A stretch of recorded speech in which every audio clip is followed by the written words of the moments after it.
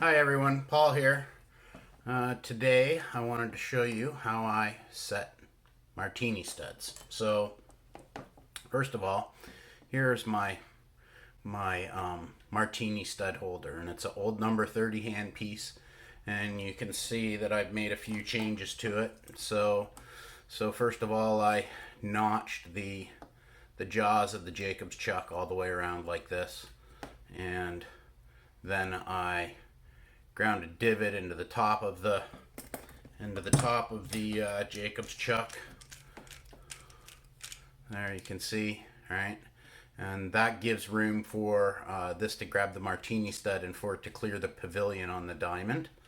And then I cut it all the way around here at the top groove so that I could, firmly hold on to the chuck with my fingers and stop it from spinning.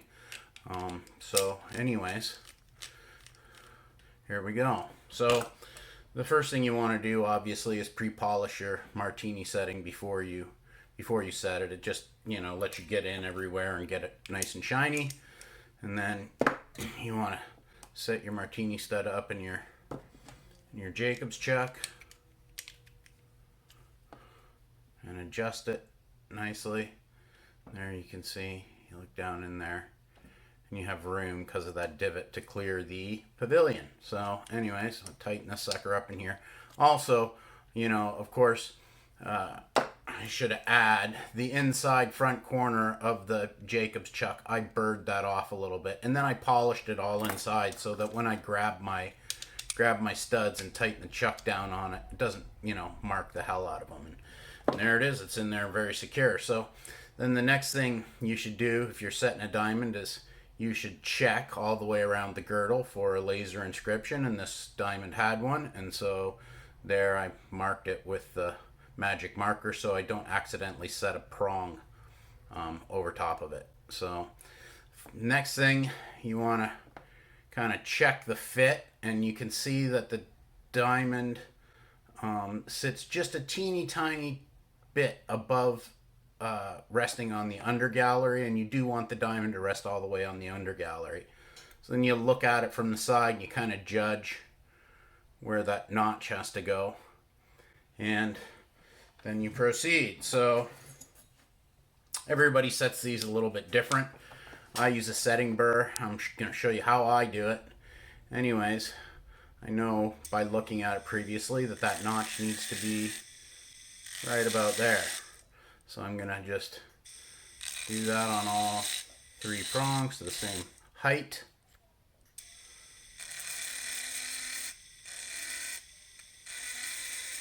Like so. Then I'm going to check and see. And when I look at it, I can see that my stone is now resting on that under gallery, and that notch is right at the girdle level. So it's exactly where you want it. Then you got to make the notch a little bit deeper.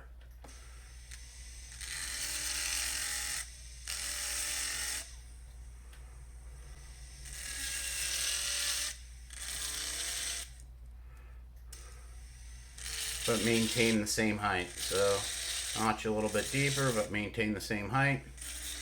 And then, this front surface here, that's not enough to get the prong to lay down on the stone and give you good contact.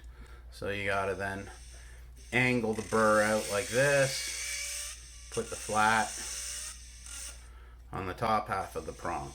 And the reason why you have to do it this way is because the way Martini studs are made, the prongs are leaning out at an extreme angle, and the prongs are short. You don't have a lot going on, and as far as prong length is concerned, and so you can't just notch them with a heartburn and bend them in. I mean, you can, but it doesn't result in a very it doesn't give a very good result, and they can come loose and that kind of stuff. So anyways, there's my diamond sitting in there. And when I look between the prong and the diamond, I can see that, there's a little bit of a gap, right? And you have to close that in. So we're going to do that. But first, you know, after you burr, you want to take a graver and just trim off the flashing on the side, on the downhill side of your burr, leading edge side, however you want to put it. And the flashing that you get there, you don't want to leave that there.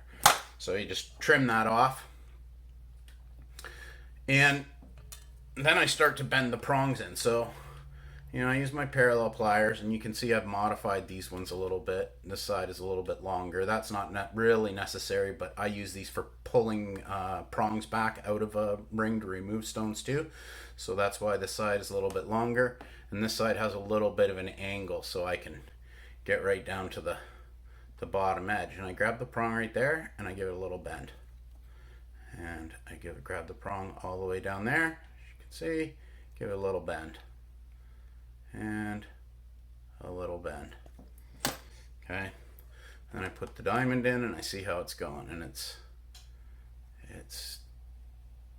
just about perfect. Okay. So, you know, there's the diamond is, you know, it's seated. I do need to cut my seat just a little tiny bit higher, so I'm going to do that. Just like so. Like so.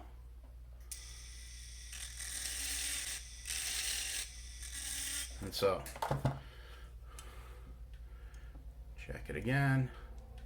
And that is perfect. Now, once I get it right there, then I grab the prong right at where the deepest part of the notch that's cut for the prong is, and start to bend the prongs in a little bit like this. And you'll see why I do this in just a second. And I take the diamond and I check the fit. Okay, that's perfect. So, you can see the diamond's not quite going in, right? So the first thing I want to do, my mark is going away, but it was right there where my laser inscription was. So I always turn the laser inscription down towards, you know, the bottom, and I realize that there isn't really a designated bottom, but by that I mean I always line up the closest to straight and line bezel main facet with one of these prongs here, and then, you know, with the inscription facing down, it's more important to me that the diamond be set in the same orientation on the whole pair of studs than it is that the laser inscription be directly centered between those two prongs. I just care that it's visible, and then I orient the diamond in a same direction, so it's always like that when I set a pair. And then that will just click in there like that, see? And now your diamond is held in there. And then you can begin to close the prongs. Now you see the reason for the notch that I put in the Jacob's chuck. It gives me the ability to rest my pliers on that notch there and start to pull these prongs over.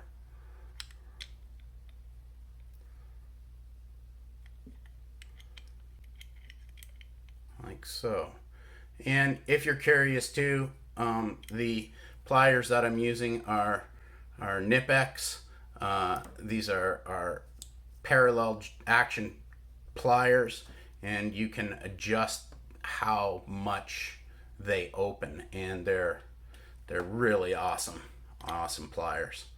So anyways, I'll put a link to where you can find this particular pair in the description. And you just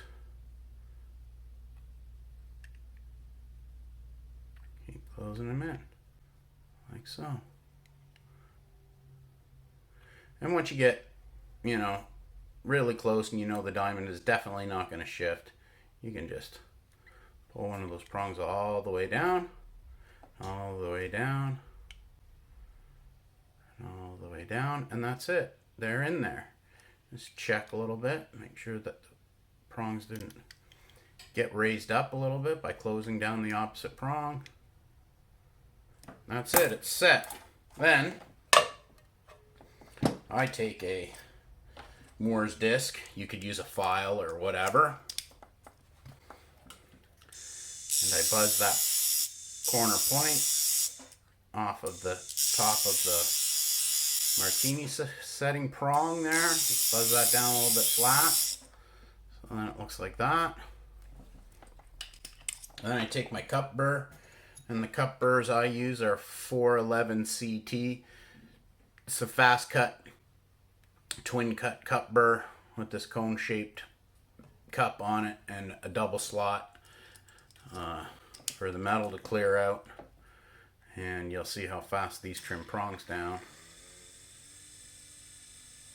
Just like that.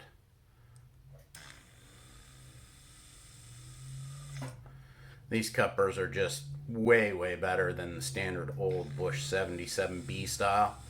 And again, these are the Bush 411 CT cup burr. And this particular one that I'm using is a 1.5 millimeter. Actually, here you can see 411 CT 015. And that's that. All done. Then you just got to final polish the prongs, you know, rhodium plate them if they're 14 karat white gold, and that's all there is to it. I hope that helps someone. Thanks for watching. Have a great day.